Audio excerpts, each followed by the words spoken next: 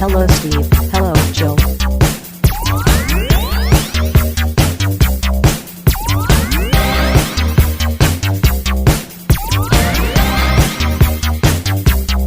It's time to game classy. Hello. Have we made sure everybody is aware that we are recording? I think so. I don't know. It said specifically, please make sure everyone is aware that we are recording. Oh, well, I guess I'm aware. It's just so you don't have your wang out. You're on a video chat. The Wang Doodle. One time during COVID, I was, everyone was doing Google Meets for or Zoom for everything, right? And I work as a public educator, so I was in an open forum for something through the district, and someone totally came in with like you could totally just see everything, like an old package. And I was like, well, this is the world we live in now. This is the world we live in. It's a bunch of puppets, Puppet Joe sitting there dancing. Yes, I like it. I can feel it coming in the air tonight. I can see it coming on the Zoom right now. Hold on to your way. Lord. I love Phil Collins. I'm glad that I think we as a society are coming around to Phil Collins, not necessarily as he's a great musician or anything like that, but it's Phil Collins is pretty cool just to kind of jam out to. He's prime meme material. Prime meme. I think that's a good way of putting it. Prime meme material. Yeah. You can't really meme music as much, but I mean, you could the amount of memes to that specific is kind of extremely high. No, the older memes too, not just new like TikTok memes. I'm talking you could go back to throughout the 2000s and find memes of it's not just Sigma meal skibbity slicers. Oh yeah, no skibbity toilet Ohio. That's right. Yeah. Oh my god. I just said that and you could hear my son in the background just go skibbity toilet. Yeah. He's obsessed. That's awesome. You know what? Because I was teaching him old memes.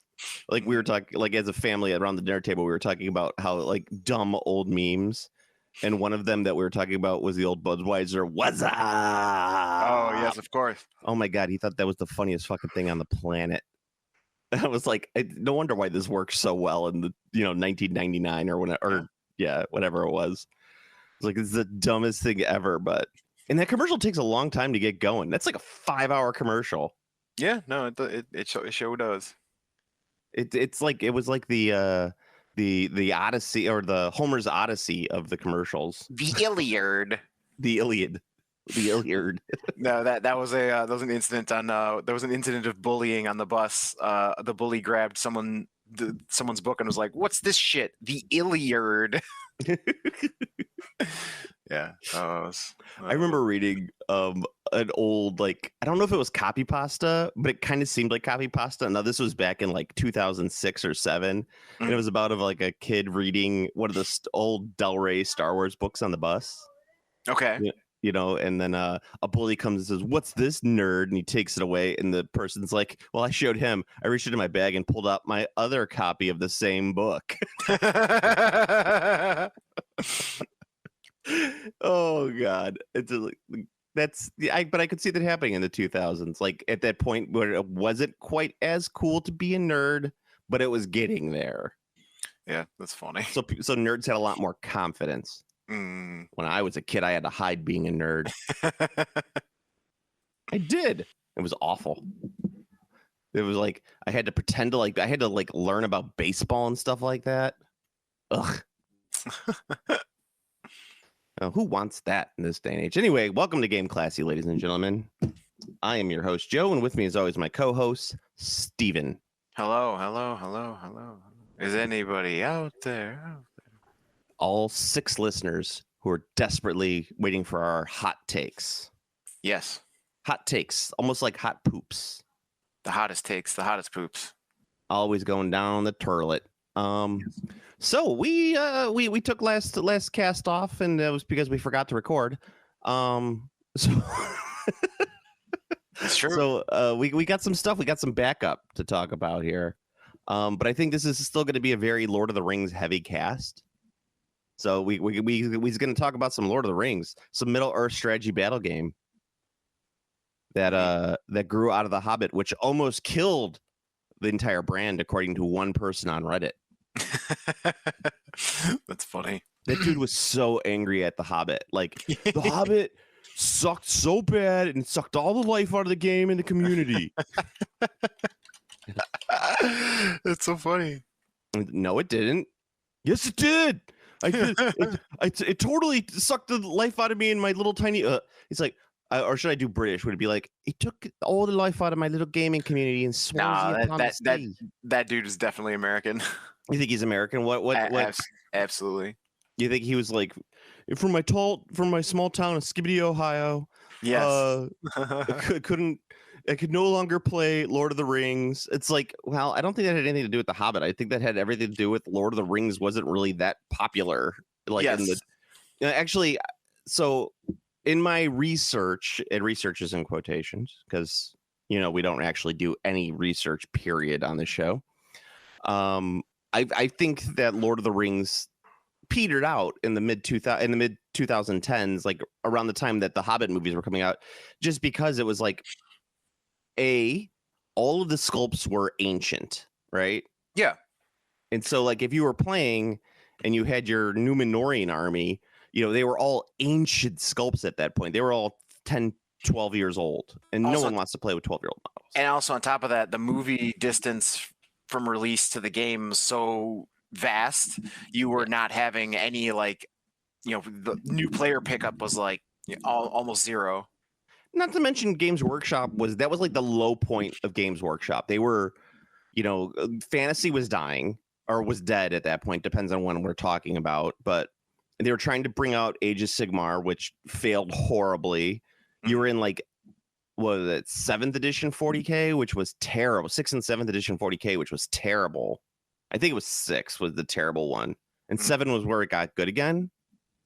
Or it might have been 8th where it got good again. I can't remember off the top of my head. But yeah, it was like 6th edition was horrendous and nobody liked playing it. So it's like Games Workshop was dead at that point. It was just horrible marketing decisions, which I still think has to do with the upper echelon trying to get the company sold. But that's just my conspiracy theory. The tinfoil cap theory. Yes. What's this red dot on my forehead? Joe? Dun, dun, dun, dun, dun, dun, dun, dun. Snake. Oh yeah, that's that. And then I guess there's like there's some moderately interesting news for D&D and then for GW. Yeah. Yes, that's true. We do have D&D news. Thank you for reminding me about that. D&D is being ruined once again. It's woke ruined. Yes, absolutely. Just like Star Trek. That's true. Yes. Star Trek is woke. Yes, just like Star Trek. That always cracks me up. Yes.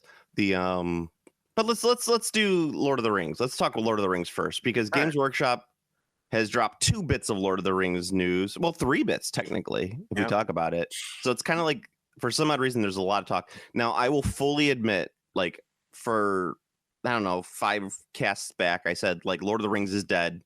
It's going to get eaten up by, what's the company that bought out the rights for it? Embracer? Embracer. Yeah, Embracer has the rights, and they're going to ship off the miniature rights to one of their gaming companies. But it looks like now they're trying to kill their gaming companies, so that's weird. If because they own Ares and Fantasy Flight, because they own Asmodee, but they're not doing that, which is weird to me. Yeah. So anyway, Games Work. I think so. Steve, you want another conspiracy theory? I'm ready. Hang on, I'll crinkle my tinfoil hat on myself. So I think GW wasn't doing anything with Lord of the Rings because they didn't think that they would be able to retain the rights. Mm. So I think it was them just hedging their bets. Like we're not going to release anything if we're not going to be able to Right. keep the rights. Why put development into something you're going to lose? Yeah, but with everything that's going on with Embracer, I think they were able to retain the rights either through a contract negotiation or something like that. And so they're like, all right, so let's do another edition of the game. So they are releasing a new edition of Middle Earth Strategy Battle Games. I don't know what edition this would be, if it's technically counts as editions. Yeah, they've never, you know what? It's one of those things, they've never numbered them, so I don't know. It's always just current edition. current Yeah. ed. Well, so I think they only have one edition of Middle Earth Strategy Battle Games. So I think technically that would be considered the third edition of the Lord of the Rings games, because you have the Lord of the Rings original, Hobbit, which I would consider to be like the second edition. So this would be third edition then. No, this would be fourth, because the third edition would be Middle Earth Strategy Battle Games, and then this would be the second edition of Middle Earth Strategy Battle Games, which would be the fourth edition of the Lord of the Rings line. Does that make sense? No, Okay. that wouldn't be, because I'm sorry. So you have the Lord of the Rings original stuff, right? The three box games Yeah. that all came out. Yes. And then they did kind of a second edition of that, which is the Blue Books. Remember, they released all those? The blue books, like Forces of Gondor, etc. Yeah. And that was a great edition of the game. I remember that being, Forces edition. yeah, Forces edition. That was like a really good edition. I liked that edition. Then they did the Hobbit stuff, which I don't know if it was the second edition or no, third edition or like its own separate game, but it played just like the original. So I would consider it to be like a third edition. And then they did the Middle Earth Strategy Battle Games. Yes. So that is like that would be the fourth edition, and so this new edition would be the fifth edition. Mm-hmm. Welcome to Nuance with Game Classy. Yes. So they're doing a new edition, of the game, but before they do the new edition, they're releasing a massive supplement right before the new edition for the previous edition, which is totally up Games Workshop's alley. Like that's pure workshop right there, folks. Who else would do something that inane and something that people wanted to? A lot of people wanted like the Arnor supplement for a long time. People love that in lore. True. In lore. In the lore. Yeah, but did you watch the first episode of Rings of Power yet? I don't know. I have not. No. So I've recently gotten hooked on The Boys, so I'm watching The Boys. Oh yeah? I like the show. I haven't watched the new season yet though. I mean, I don't know if this is a controversial take or not, because I don't talk Controversial take. I don't know because I don't talk to comic book fans, but I think that the show is better than the comics. I think most people feel that way. Did they? Okay, very good. Yeah, I was just like, I was a fan. I was a pretty big fan of the comics, but man, the show is like, it really like it like took the source material and really like elevated it. Yeah, I think my only complaints about The Boys is that from the comic book, my only comic book to show complaint is that the comic makes Supes completely unlikable. Like the comic shows that all superhumans are just awful, awful human beings and have no redeeming quality. And the show gives them redeeming qualities. That is true. And so it's like, because like in Garth Ennis's mind, the Boys is all about how the rich are just awful human beings, right? Like people who have money are sociopaths and they don't care about anyone or anything, or especially those who seek fame and stuff while being rich. There's nothing good about them. There's nothing good about influencers or anything like that. Yeah. And the show kind of takes it in a different take, makes it an actual like narrative as opposed to just like these people are awful and here's how fun it is when we kill them. Yeah. Which honestly is a good comic book take, you know? I thought the comic books. I thought the comic books were great. And then, so I was a big fan. So yeah, I've been a big fan. So I'm like, damn, I got hooked. It's like I gotta finish this shit. You can watch Gen V. What's Gen V? Gen V is the spinoff. It's a motorcycle accident of a TV show. I don't know what is. If anybody watches Gen V, they will be like, "That's an awful joke, Joe. That guy died in a motorcycle accident, so please don't say stuff like that." I see. No, but it's a spin-off show. It's actually pretty good. Okay, I will take a look at that as well. Yeah, I think actually some of Gen V comes into play in the new season of The Boys. I haven't watched it, so I don't know. But yeah, definitely. Did you see that Amazon is doing a Warhammer 40K TV show? Yeah, I did. No, I mean I should. Duh, we all know that. But I mean, they're doing an actual episode of like some video game show. They're doing like there is an Amazon anthology cartoon show where they're doing different episodes based on different video games. Oh, no, I haven't seen this. Each episode is based off like a specific video game IP, and they're doing like an actual cartoon of that. I say that, but it's like it's not a cartoon. It's a secret level. I see. Yeah, it's not a cartoon. It's an anime. Shit, it's got the list is fucking dope. Yeah, but they're doing one based off Space Marine. Yeah, so it's this Warhammer 40K. So I'm kind of actually excited about that. Mega Man, Spelunky, Dungeons and Dragons, Crossfire. I wonder if that's we'll get caught up in the crossfire. Crossfire. I don't know. That looks fucking dope. Armored Core. They're doing an Armored Core one. Oh, and the Outer Worlds. Cool. All right. I don't know what any of those are. That's cool. Yeah. I'm in. That's dope. Looks dope. But yeah. Back to Rings of Power though. Like this season, they're doing all about the Siege of Arnor, which is kind of like not Siege of Arnor, the Siege of Eregion, which is like teased every Tolkien part of my brain, and I'm like, this is either going to be amazingly cool or awful, but I can't wait to watch it regardless. Because it's like super cool in the stories, what goes on during that. I don't want to spoil too much, but they use Celebrimbor's body as a standard for Sauron's army. So I hope they actually keep that in the show. Yeah, because that would be awesome. Would be pretty cool. But yeah, the first step I've started rewatching Rings of Power from the first season just to kind of like get an idea of it. And I gotta say, man, I don't think people gave that show the right chance. In the second rewatch, the show is so much better.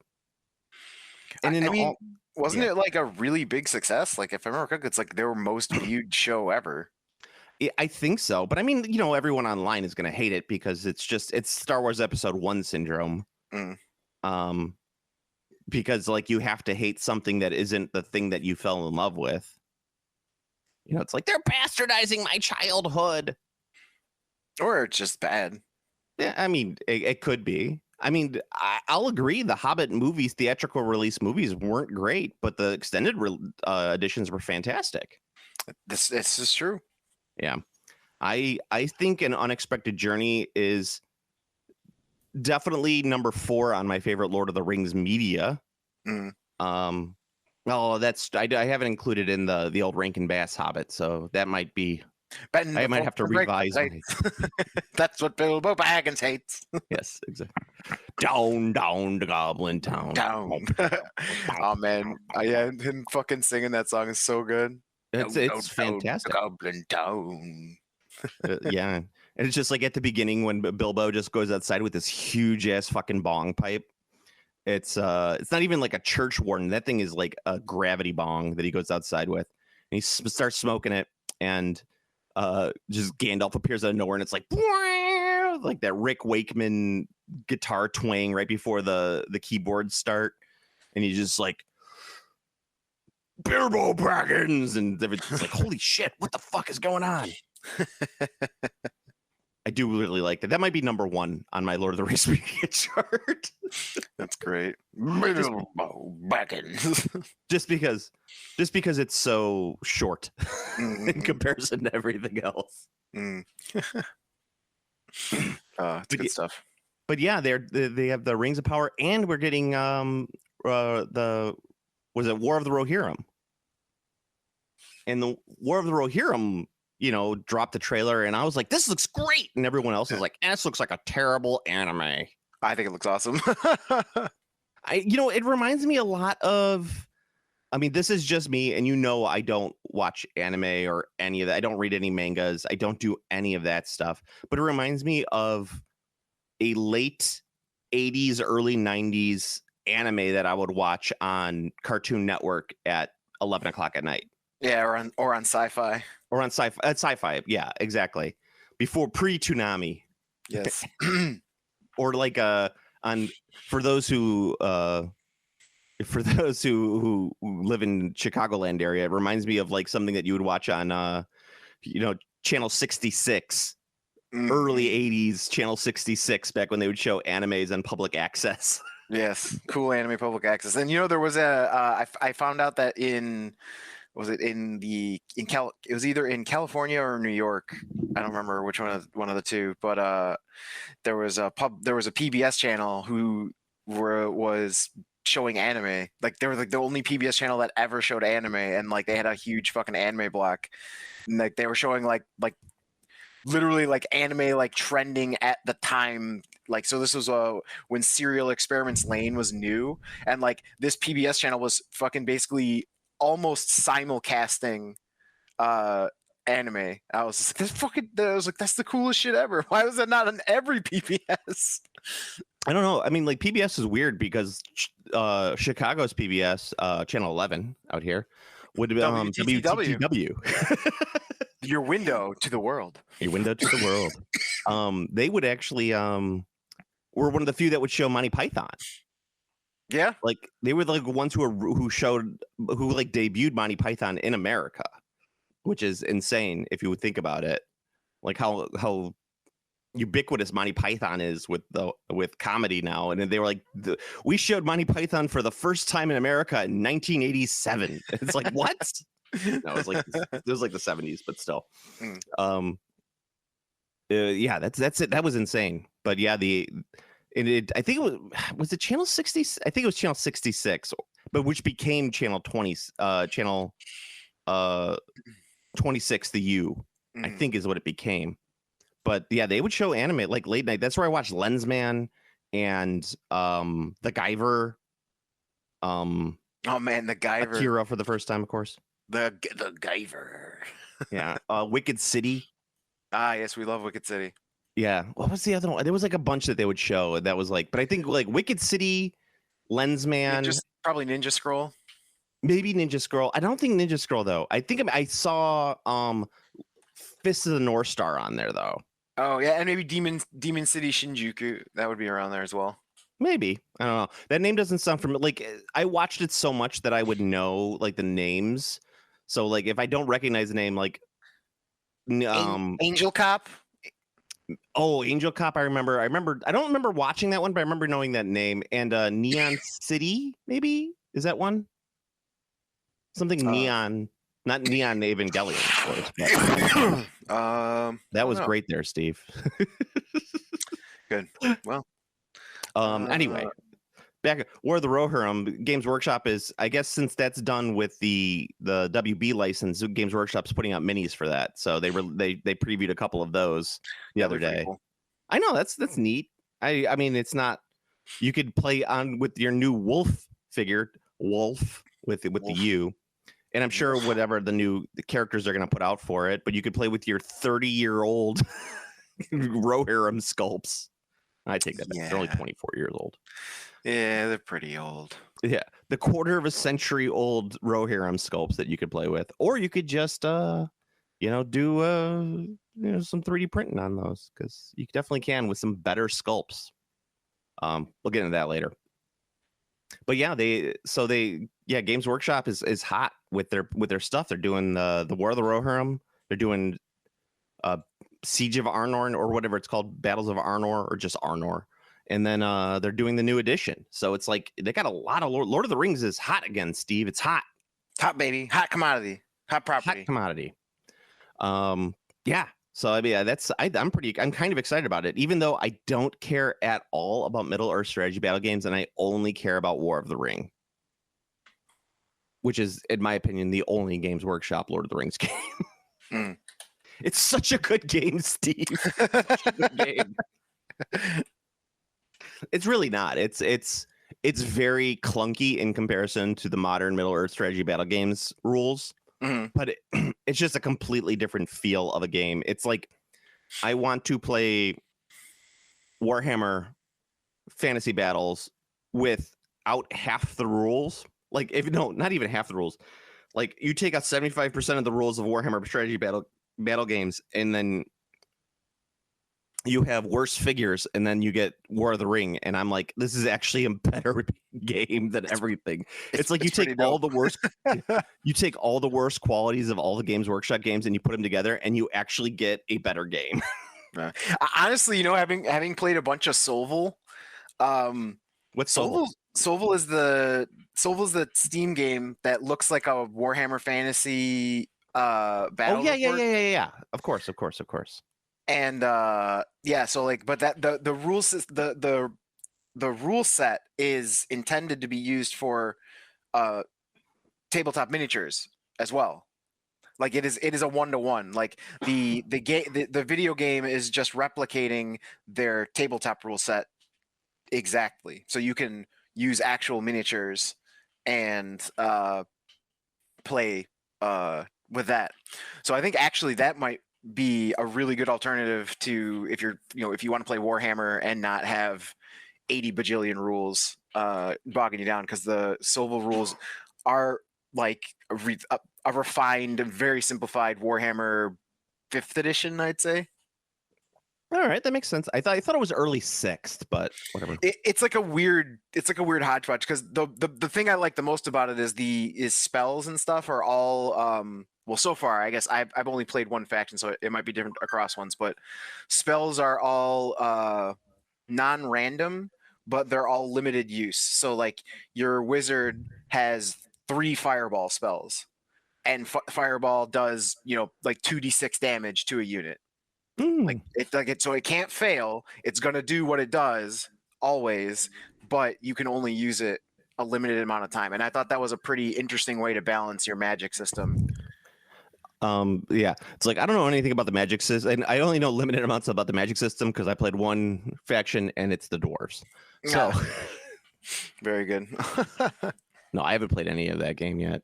No, I think that my problem is that the rules for the old world are just very, very hard unless you memorize them. Like the keywords, you have to memorize the keywords to your faction in order to truly play and make it like an easy play. Otherwise, you're just going back and forth of like, wait, what does this do again? This only does this? Oh, okay. Like you constantly forget it. And as a 40, mid 40s guy, I could tell you my brain is failing. I'm playing Sudoku every day, and it's still not helping my brain remember anything. I got today's Wordle. Did you? Yeah. So that's my major issue. Actually, did you see the chaos stuff that they released for Old World? I didn't know. No, they haven't released it yet, but they're like previewing it.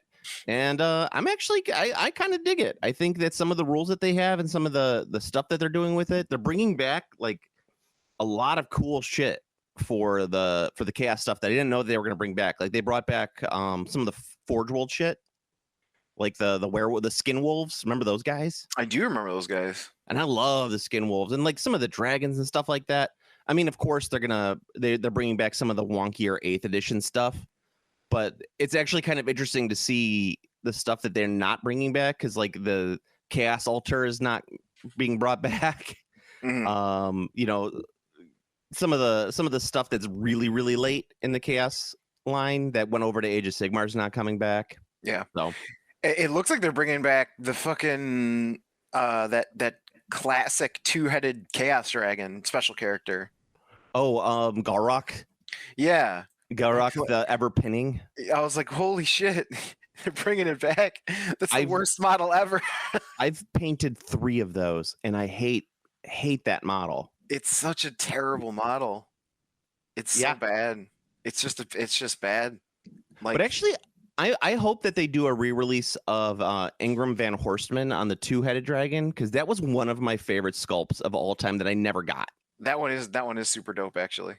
I got most of the Metal Chaos stuff, like the special characters, and I think I'm only literally missing him. He's the only one I never got, because I never saw him like on the secondary market.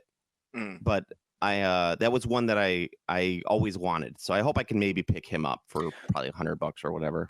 The funniest bit about the chaos stuff is the the one kit that like people were really expecting them to actually do a new one for, because it could do double duty for Age of Sigmar and for Old World with the Chaos Marauders, but no, it's the old fucking giant muscle man Chaos Marauders from like 8 bajillion years ago. Oh yeah. You know, the thing with that is like, luckily, if you want, you could just go out and buy the Age of Sigmar stuff.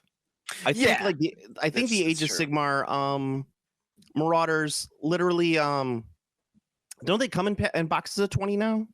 I'm not 100%, but they're pretty high count boxes, if I remember correctly. I'm attempting to navigate the Games Workshop page to see if I could find. Oh no, it's over. There's no way.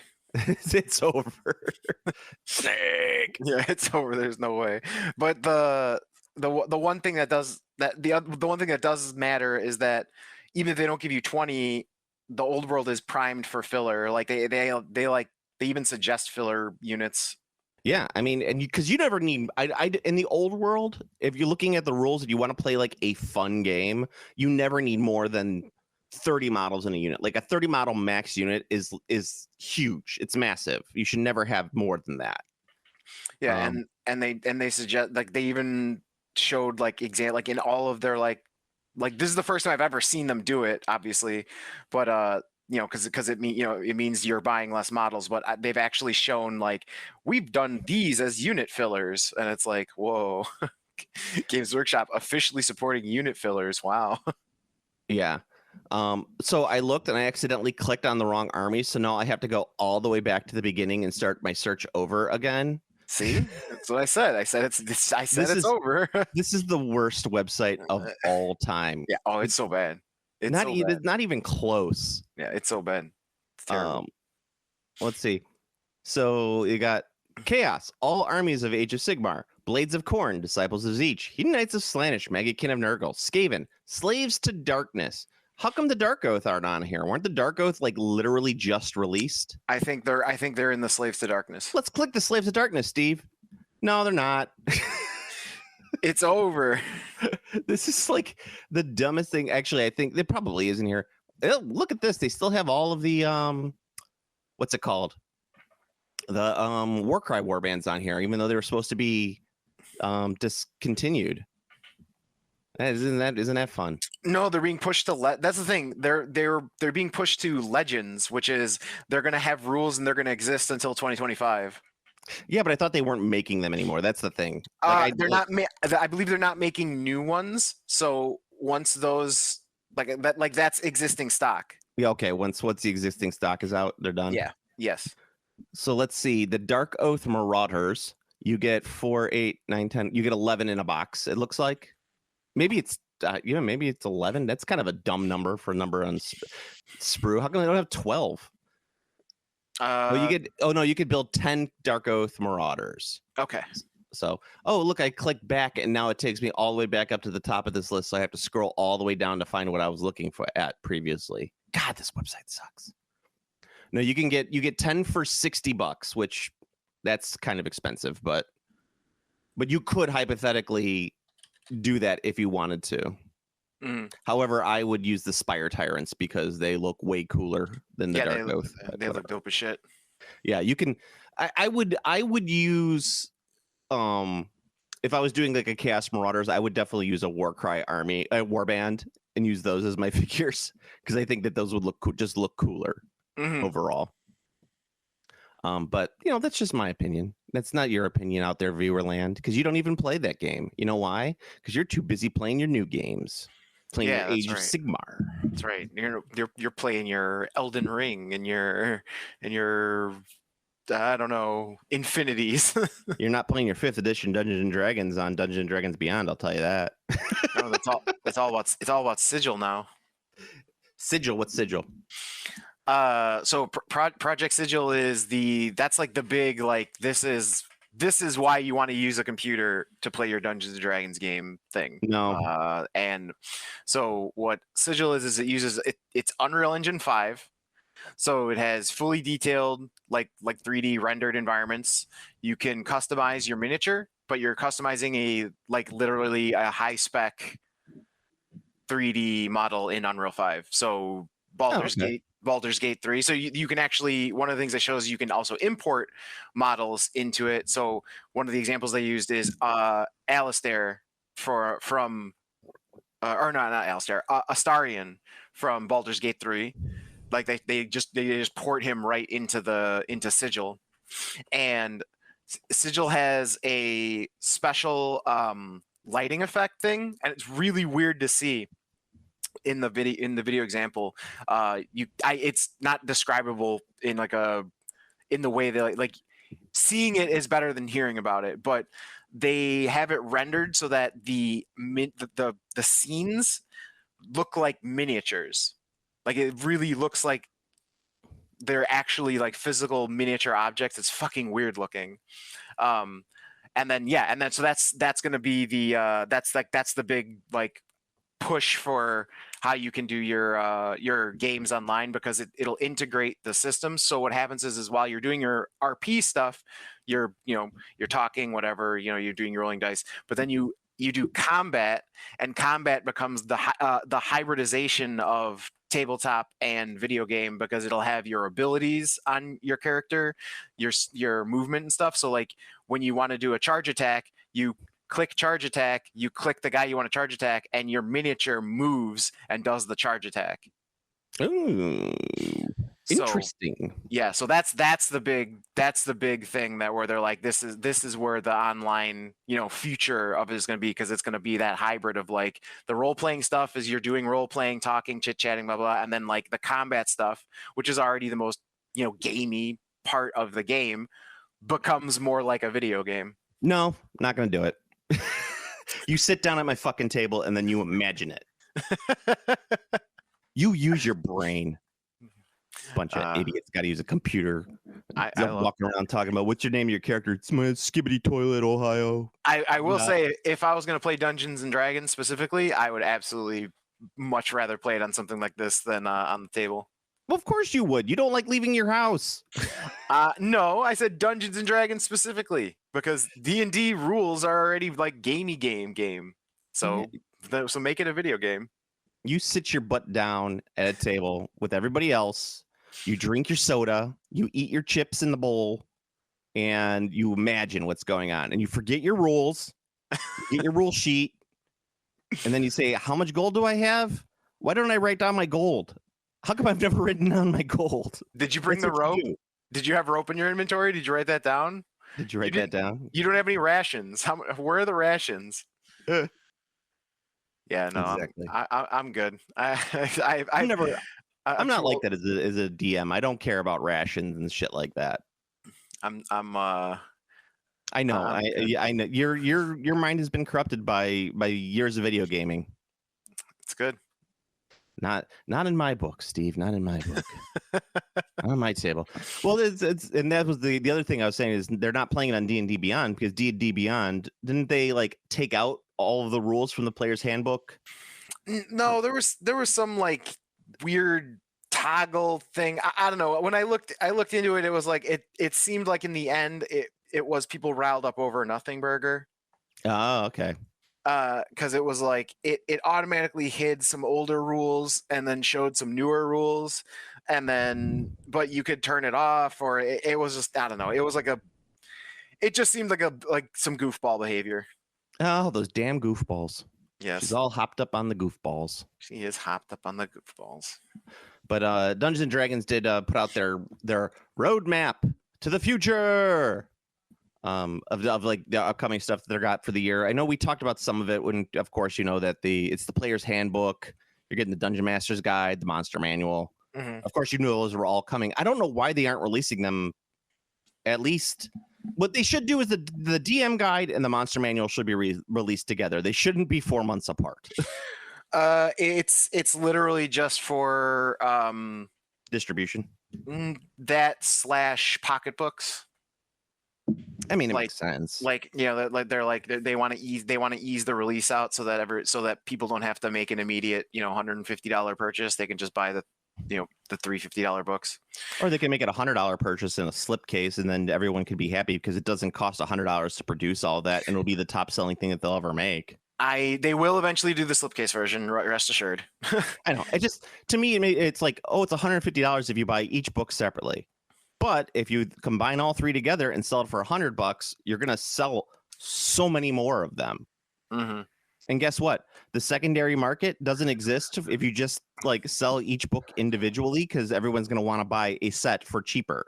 Like, and that's the way you do it. Like, we've talked about this on the cast before.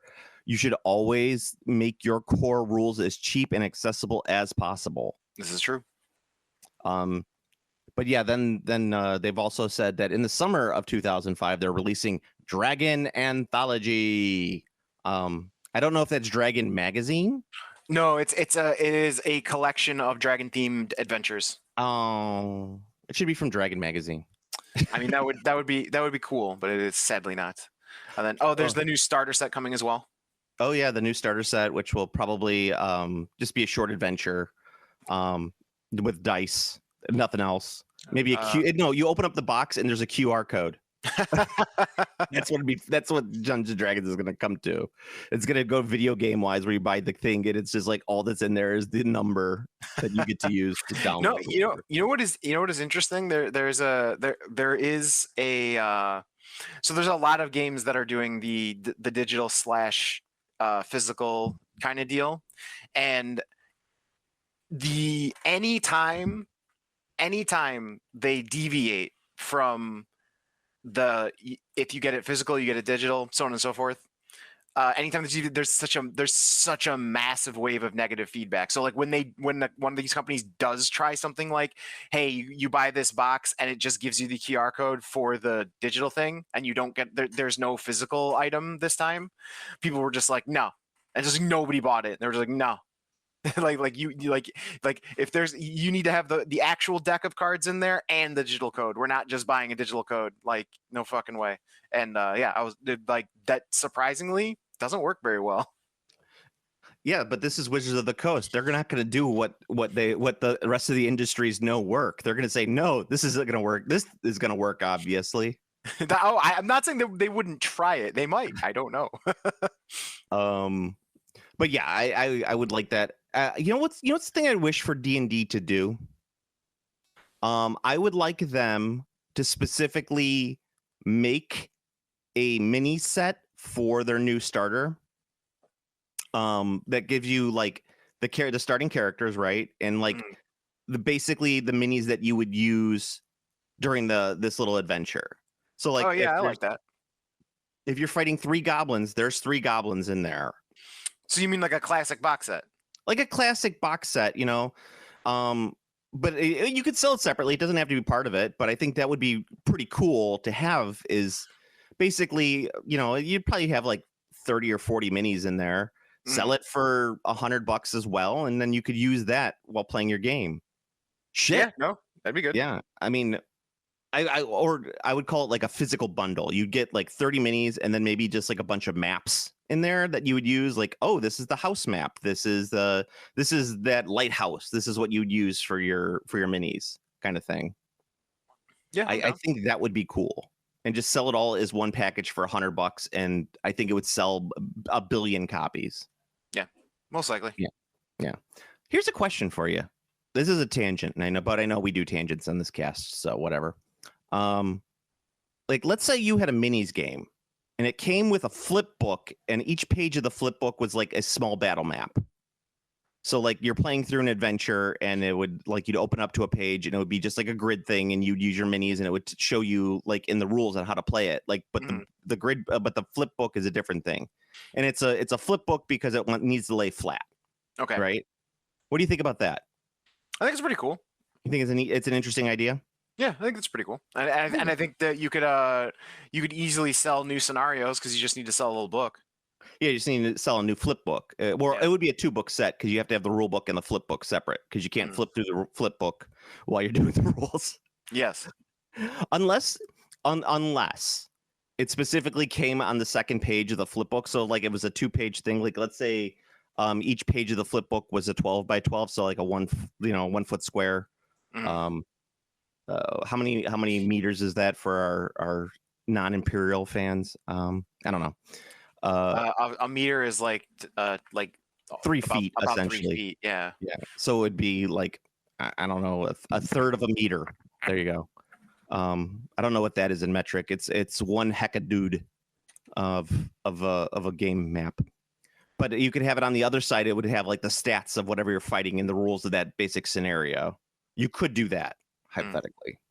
But also, I would like it though if you could have it on 2 pages, so you could have a 2x1 board hypothetically for certain scenarios. But I don't know. It was just something I was thinking in game design. I was like, how come no one's ever done that? Or if they have, it's not become popular. I think that would be pretty cool, especially as solo play is rising amongst a lot of fans. Yeah, no, I agree with that. You think that would work? I think it would. Yeah. Actually, the one thing that hasn't that never caught on, which did surprise me, was from Arcane Legions. Do you remember that game? Yeah, I remember Arcane Legions. Yeah. So the one thing that never caught on from Arcane Legions that kind of surprised me was the specific movement trays with abilities on the trays. I think that's a cost thing because those things look like they could have been a little expensive. Well, so with the way those were done, yes, you're correct. I don't mean exactly copying it, but more like running with the idea. Yeah, like a movement tray, and there's a little thing on the back, and maybe even as a sticker that you just put on the movement tray for a specific unit. Yes, yeah, or just or cards, like you, because that's the thing, you don't have cards, to, cards, you don't have to integrate it into a movement tray. You can have a card that is the size of the movement tray, and either the player can use that to slide their models around on, or they can put that in a regular movement tray and then put their models on top of it, like the back of a movement tray. Yeah. Yes. Yeah. So. Yeah. I think that actually is a smarter idea than the sticker, but I kind of like stickers. So. And that was like, because the coolest thing about that is that it was designed to have, it wasn't designed to slot all the models together. There were supposed to be like gaps because you had formations in the tray. So you'd want to copy that as well, because that changed what your attacks were. So like being able to like move your regiments around and be like, okay, this attack's better than that. I think that mechanic is like really underused, and I think that's really cool. Yeah, I could see that. That's the Battle Masters system, kind of. Yeah, it's kind of like Battle Masters. I love Battle Masters. Bring back Battle Masters. Yes, Battle Masters revival when? I don't. I think it's the mat. I think people don't like the fact that the game would have to be played on a floor. Like, everyone's too old to play on the floor nowadays. What are you talking about? Peter Cushing was doing it. I know. You're like a savage. Yeah. So the D&D, after the new starter set, we get the Forgotten Realms player guide and the Forgotten Realms campaign guide. So they're kicking you right off into Faerun. Yeah, they're going hardcore back into Forgotten Realms. Yeah. Oh, you know what I found yesterday? So I went by the Half Price Books by your old stomping grounds up in Bloomingdale. And I found a copy of the Spelljammer original box set for $30. Oh, nice. It was missing one map out of the entire box, but I was like, this thing's in perfect condition. Yeah, missing one map, that's still a bargain. I know. For $30, holy shit. I was shocked by that. Shocked, sir. Jamming through the stars. Spelling through the stars. Or jamming through the spells. Jamming through the spells. That would be the way to do it. I don't know. Spelljammer is just a little bit so outside my realm. I don't know if I could ever actually play Spelljammer. Spelljammer is a setting. Spelljammer is a setting that absolutely fucking totally fucks as a video game. Not so much great as an actual tabletop RPG. Yeah, you're right on that. That would be a fantastic video game. There is one video game. I know that it's Activision did it, right? And it's pretty good. Yeah, I mean it's old, but it's good. I mean, for its time, it was fucking incredible. But yeah, it's pretty good. But yeah, that setting real good for a video game. Imagine, okay, so this is how I'd pitch the video game, and it would be like a $1 billion video game that would take 6 years to produce, and by the time it came out, everybody would hate it. Yes, ready. Let's go. This is already going to make some money. Here's how I'd pitch it. Baldur's Gate 3 meets Eve. Okay. So you build your own spaceship, you do all of that stuff, but you fly to different planets, and each planet is like a part of the Baldur's Gate. You know, you land, you do all your stuff over on the planets, and it's got a sci-fi feel. And then you could take off and fly to different planets in your spaceship and have space combat like Eve. So super tedious combat that's not really even fun. I still get mad at that game. Oh no, Eve's combat is absolutely terrible. But people love it. They love it so much. Yeah, I mean they do. You know what you never hear about Eve from people? They're too busy playing Eve. It's true. They're hooked. They won't do anything else but play Eve. It's got its hooks in them. It's over. Do you follow Titanforge on any like social media? No, I don't. They have the license to do Eve ships, and they're doing like Eve what's it called? They're doing an Eve game. It is insane. They on their Instagram. Let's see if I can find a copy of the picture, because you can't copy off Instagram easily on the tabletop. But they have like the biggest ship ever, and it's like they actually 3D printed it. It's basically 6 feet long, and it's 3 feet wide, and it's like they 3D printed this thing. It looks like a giant dildo, mind you, awesome. But it's still cool as hell. Where is it? I think it might be in their stories, but I'll double check on it. It's insanely cool. I'm so like blown away by what they're doing. I'm not going to play any spaceship games. No one's going to get me into that again. I'm not falling into that trap. You know, not going to fall for that one again. Nope, not at all. But it is super cool what they are doing, and I give them all the props in the world because I love Titanforge. I think that they really, in the 3D printing realm, they do no wrong. Yeah, no, they're great. They give you excellent sculpts for an excellent price, and that's all that I care about. Yep, and their theming is on point. Very, very cool. Yeah, and that's always what I love about 3D printing Patreons, is that each month, like if they're releasing something, the best 3D printing companies will give you like a good themed set. So it's not like I'm getting some dwarves, I'm getting some elves, I'm doing this and this and this. It's like, no, you're getting an entire dwarf army. You print it out yourself. It's true. It's true. Yeah. But yes. So the Dungeons and Dragons taking you back to Forgotten Realms. I know I got off topic there. So no Al-Qadim for you yet, Steve. I know you have to hold out hope, but one day Al-Qadim will be mine again. I have a bunch of Dungeons and Dragons stuff up on, and I'm selling all my Al-Qadim stuff. And one guy was like, I saw all of this stuff separately and in better condition for cheaper. How dare you? And I'm like, well, first of all, block. But it's like, it's fine. Why are you even commenting?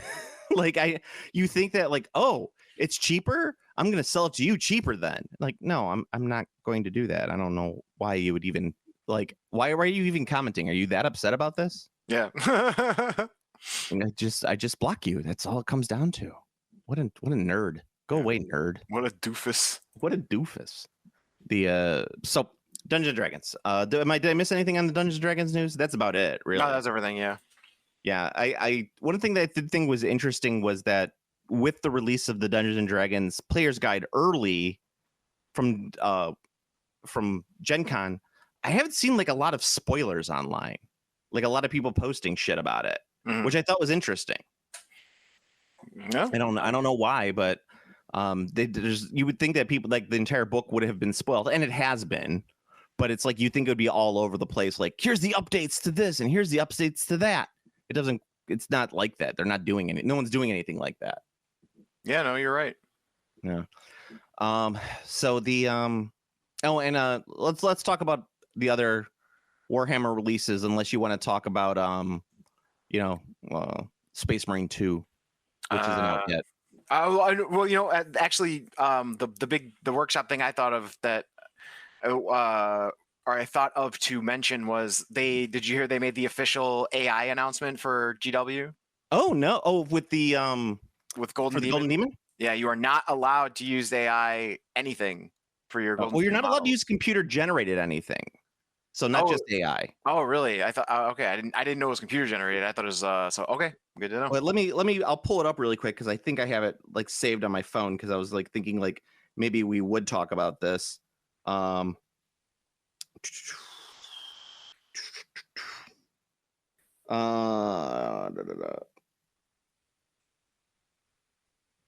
Here it goes.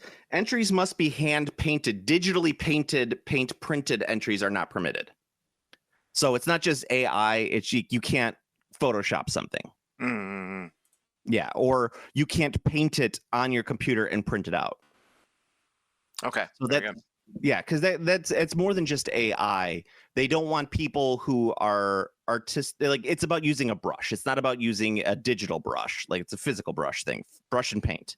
You can't do it in MS Paint and then print it out. However, if you did do it in MS Paint, I would be really impressed. Yeah, hell yeah. I would actually argue you should be allowed to include it. It's like you see all the pixels as it's printed out. Yeah. Oh yeah, but yes, that is true. Thank you for bringing that up. That was on my list of things I wanted to talk about. Yeah. I mean, it's not like super important. Like it's gonna make or break the competition, but I'm impressed that Games Workshop said, "Oh, this is something that people are starting to do. Let's nip it in the bud before it becomes too much of an issue." Yeah. However, I do think that there are going to be I don't know. I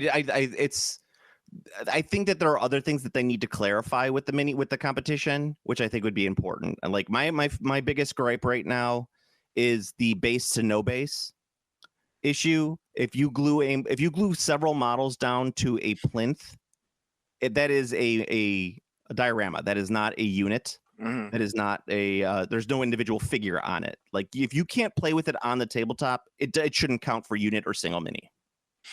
Yeah, I agree with that too. I think there needs to be a distinction for what counts very specifically for that reason, like because it's supposed to be a regiment for your game. So if it can't be a regiment in the game, how is that proper for the category?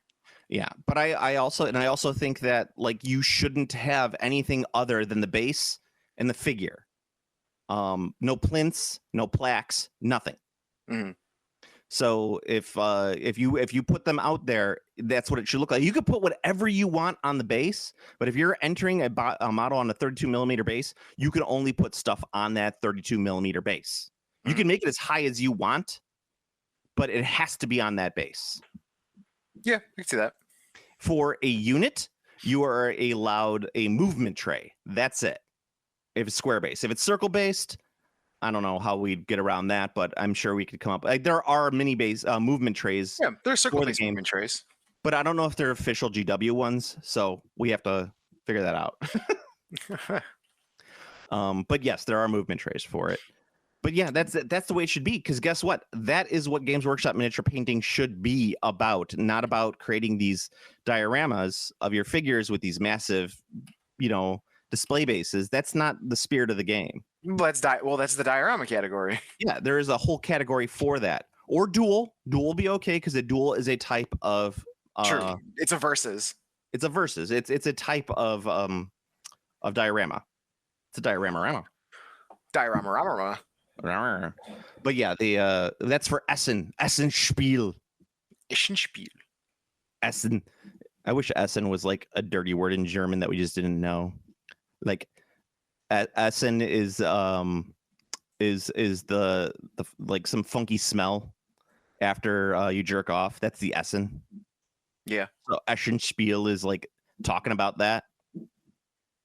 But I think I don't know what Essen actually means, so it could very well mean that. Essen means food. Does it really? Yeah. Essen, so like food talk. So the entire gaming convention in Germany is based off food talk. Yeah. Are you right? Does Essen literally mean food? Is that Essen in German means food? I'm like almost 100% sure. Hang on, let me see. I know. I wish we Translate. wouldn't look this up because I think it's funnier if we just go on believing that and it's Yeah. completely wrong. I'm just gonna look it up, but I'm pretty sure it is food. What is Yeah, it? Essen. Yeah. What does Essen spiel is mean? German food. Spiel. Spiel. Yeah. Spiel. Oh, play Play. game. So Okay. so Essen Spiel is food game. Food game. Okay. A gaming about food is what Yeah. we are doing. Yeah. So The there you go. first game we ever played was Burger Time. Yeah. So there you go. You must play the Burger Time. We must play Burger Time. Yes. Is there? That's the German hardcore music. Who was it? I think it was Anthony Bourdain that was like, the Europeans do so much better except their music. Like they do food better, they do relaxing better, they do living better. However, their music is terrible.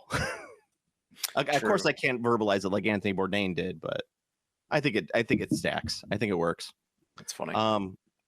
Games Workshop also did a hilarious release. Not release. That's not the word I'm looking for, but they did a hilarious preview of their year over at Nova, which Nova is I think isn't Nova in Washington?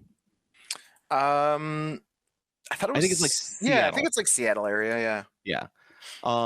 But they did like roadmaps for all their games, and they did the 40K one, and like they previewed it, and then like no one talked about anything in the preview of the 40K stuff. And like even in one of the previews, there was like, it's Imperial Knights, and they didn't even talk anything about Imperial Knights at all. And people are like, what the hell was that? That wasn't a preview. The big thing of the preview that everybody was excited about was the Chaos Dwarves for Blood Bowl. Like that was literally the biggest, the release thing that got the most amount of traction online. Yeah. Which is hysterical to me. And let me tell you though, the models look great, 100%. They look dope. They look dope as hell. Like if they did Age of Sigmar models like that, I would buy those models because they look dope as hell. Yep, it's true. That's the official terminology. Dope as hell. Did you see all of the new Stormcast stuff? Yeah, they look awesome. Yeah, and I think we had talked about it on the cast that it's just a lot of resculpts of the older stuff. Yeah, that's expected. Yeah, I like the new Griffins. I think the new Griffins look really great. I wouldn't mind having one or two of those for Old World. Right, they're just really nice like that. I think that resculpts of stuff like the like the Lord Relictor look great. And like it, just everything that they did looks good. The Paladors look great. I think they look much better than the old ones. Hold on just 1 second, dude. Sure. Sorry about that. That was a family emergency. All right. Very good. Very good. I also tried to bend over to pick something up, and I almost killed myself because I'm at that age in my life. It's never been more over. So yesterday. So a personal story about Joe yesterday, and this was like a horrific experience if it happened to Steve. I was driving down I-90 yesterday. Nothing crazy, like literally just driving down I-90, and I had an explosive tire blowout. Like not just like a flat, like my tire exploded off my car. All right then. Yeah, I was do that. I have a rental car right now because my car is just getting a couple things fixed on it. And I've been driving this rental car for like 2 weeks now, or longer than that, maybe 3 weeks. And I've had no issues. And then the tire literally, it sounded like my car got shot. And I was like, what? And then, so then my car started shaking, of course, because I didn't have a tire on one end. And I was like, what the hell is happening? I was so terrified. Luckily, I was able to get I put the replacement wheel on and everything like that. I had everything that I needed, and I have the skill to do that. But it was like one of the most terrifying experiences of my life. Yeah, that's fucking insane. Yeah, and it was on I-92. I was lucky no one hit me. Yeah, it was like I don't know. But doing that at the age of 45, changing a flat tire, also wrecked my body for like 4 hours afterwards. Damn. I know, and I keep in good shape nowadays too. It was just like near death. I'm near death at this point. My glutes can't handle it. My glutes cannot handle, and the deep squats aren't helping my glutes. They should, but they ain't. But yeah, you gotta getting back to the Stormcast new stuff. Of course, I think what's interesting is that the new edition of Age of Sigmar is keeping with the red books. Yeah, that was an interesting choice to me. Yeah, that was a surprise, I thought. Yeah, because the first edition had white, second edition had like black, I think, black spines, and then the third had the red. I thought this one was going to pick something new, but they're going back to the red spines. Yeah, which that could be horrendous for their choices. No, the second edition didn't have the black spines, but they had a more fancier design on them. Oh yeah, they had like the like gold filigree or whatever. Yeah, the filigree on there, and then so it's like I'm surprised they didn't go with a different choice. God, the used book market on these books is insane.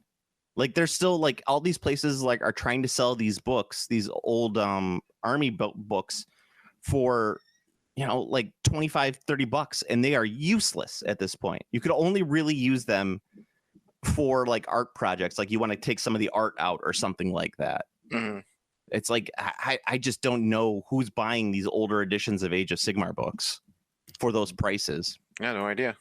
Yeah. Then there was the Old World release that they talked about. They're doing Empire and High Elves this year, so that's cool. In my opinion, I'd be excited to see what they do with the Empire and the High Elves. For the chaos, they're bringing back the Hell Cannon too. I might try and pick that up. I never got a Hell Cannon back in the day. Nice. Yeah, and the Hell Cannon's it is a bitch and a half to put together, but it is cool. And that's why I never bought one, because I had to put together so many of them. Yeah, and it hurt my fingers so badly. They are rough to. They're absolutely rough to put together for sure. Yeah, and then the Horus Heresy, of course, was pretty funny because all that they were like is like coming new tanks. Yeah, that's it. That's all they said. Tanks. I was like, okay, the fuck does that mean? Exactly. They did because they just did a bunch of releases with the Solar Auxilia and the Mechanicum, and now they apparently say there are some Legions Imperialis stuff still to come. But that game has been dead silent for months, so who knows what's coming out with that. Yeah. I still say that may be the biggest blunder Games Workshop has ever released. I can see it. The biggest 100% blunder, with second coming is Dreadfleet. And only because of the marketing on Dreadfleet. Like it was a game it's a fine game that nobody wanted. Like that's the only reason why Dreadfleet is a blunder. It's just because it was like Games Workshop being tone deaf to what people actually wanted. Yeah. But it's still Dreadfleet's a great game. I will stand by Dreadfleet. It's not a great game. It's a good game. I'll stand by it. But yeah. I was not a fan. I think the components were great. The components were awesome. Yeah, I would never disagree with that. The components are fucking badass. And I think that the rules were serviceable. Yeah, so that balances out to me to a good game. I did not like the rules. I thought they were I think they were kind of sussy. Well, Games Workshop has never put out good boat rules in the history of Games Workshop. That is true. That is 100% true. Yes, and but to be honest, I don't think any company has ever put out good boat rules. You know what? Fun boat rules. Yeah, I don't know. I have not played. I was just thinking Mantix. I haven't played Mantix. No, those aren't that great. I have never played the Warlord Napoleonic boat rules. So that would be interesting to see. But I'm assuming that based on it's not fun. That's the thing is like I'm talking about fun boat rules where I'm like, yes, this gives me the feel of being a pirate or a British sailing man who's gonna colonize something. None of these give me that feel. So let's keep that in mind. If you're ever out there trying to design a boat game, I want something that's gonna make me feel like I'm an actual like fun sailing man. Like I'm playing Assassin's Creed Black Flag. That's what I want. You gotta feel like you're a boatman. I want to feel like I'm a boatman. Joe Boatman here. Gonna go sailing. Hold on. My wife made me an egg sandwich. Ooh, an egg sando. Yes, they're going out to her family's cabin in the middle of nowhere, Illinois, and I get to stay home today. Yay! Because today's D&D day for me. So I see. Very good. yeah, I'm finally gonna finish chapter 4 of Tyranny of Dragons, the worst chapter I've ever done in my life so far. Yeah, say so far. Yes, it's just like it was a slog of a. It's like it had. I think this is session 4 of it of just chapter 4. Damn. Just because it goes on so long. I regret everything. But yeah, that's I've actually had a lot of fun with that, and I've been the nice thing about that is that I've printed out all of the figures I need for that, so I haven't had to like fire up all the 3D printers and everything else to try and get all the stuff that I need for this chapter. I'm done at this point with this chapter. I've been able to play around with many different things. All right. One thing that I did do, and I don't think I put it up on Instagram yet. Maybe I'll put it up on the Discord. Is I've been going through a lot of my old stuff and repackaging it. So on Amazon, you can buy blister packs. Did you know that? I did not know that. Yeah, they're clamshell blister packs that are about the size of a minis blister, And when I did a redesign of my games closet, I showed you my game closet redesign. Yes. I actually put a pegboard on it so I could hang up a lot of my blisters that were still, still intact. And I was like, wow, this is pretty cool. I wish I could put up a lot of stuff that I have that's not intact. And I found these blisters on Amazon. They're not super cheap. I wish they were cheaper, but you could get like, I don't know, like 20 of them for like $10. They're about 50 cents a piece. And you just put your shit in there and you can clam it up and stick it right on the wall. It's actually kind of nice. All right. So like I did a bunch of Lord of the Rings resin figures that I know I'm not going to get to anytime soon, but I just wanted to print them out. And I don't want to like, throw them in a storage because the resin, they'll break. So I just tossed them into the clamshell and stuck it up on the wall. It's like a perfect solution. Nice. That's sweet. Yeah, and I used a little label maker to make labels for them, so I know what's what. Even though I didn't need to do that because I could probably figure it out if I just looked at it. Yeah, but if you own a label maker, you always got to find excuses to use your label maker. Property of Joe. That's right.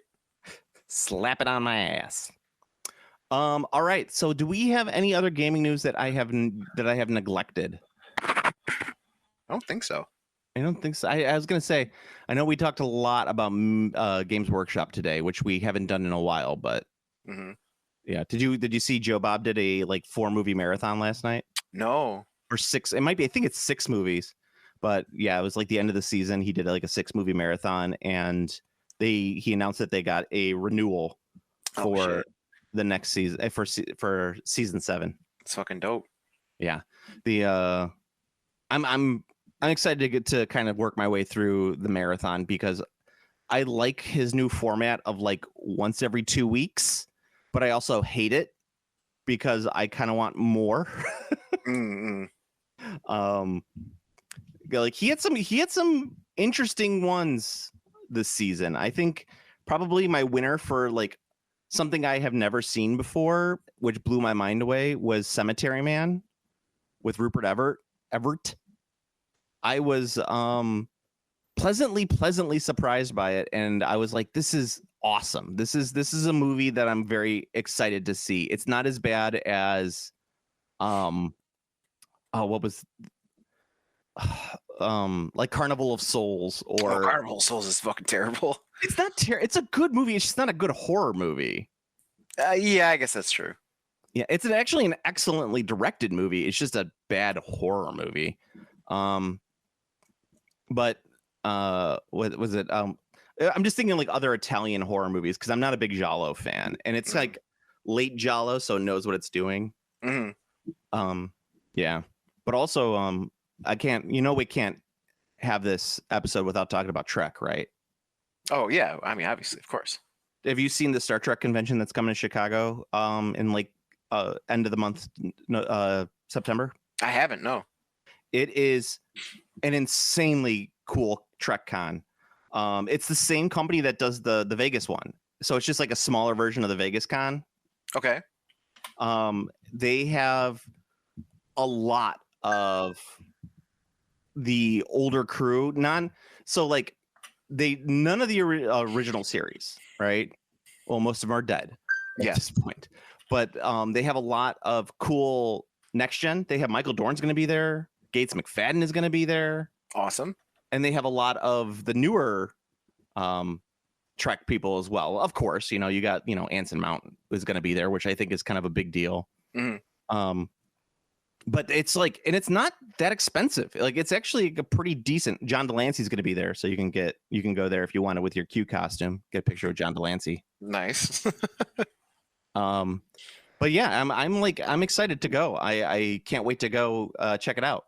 And like, there's actually like some good like packages where you could get like decent autographs and like reserve seats at Q&As. I kind of might just pick that up. Nice. Well, I hope you have an amazing time. I do too. I have not been to a Star Trek convention in close to 20 years at this point. Nice. Oh, maybe not that long. It's only been like 10 years, 15 years at this point. That's still a long time. It's still a long time. It's not 25 years though. True. Or 20, 25 years at this point is the year 2000. I always forget that. Yes. Damn. I know. Seriously. So anything else that we need to talk about? Nope, I think that's good.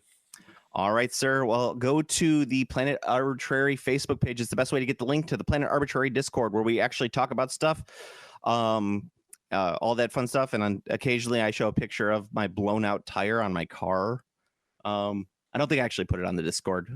It was a very traumatic experience.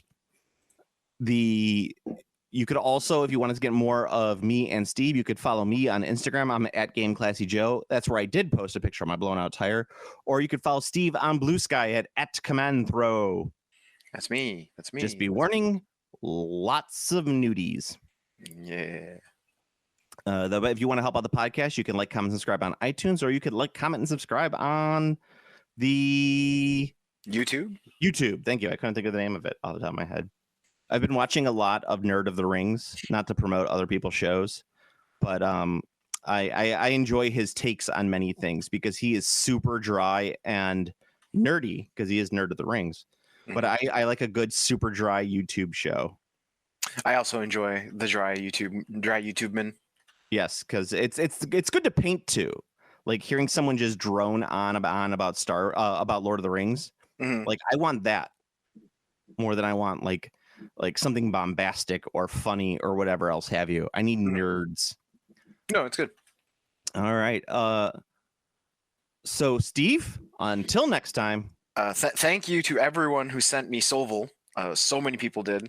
I am playing it. All right. That is it. That is what I would like to say. That's not how you end the cast. You have to end the cast with something pithy. You can't say that on television. Game Classy.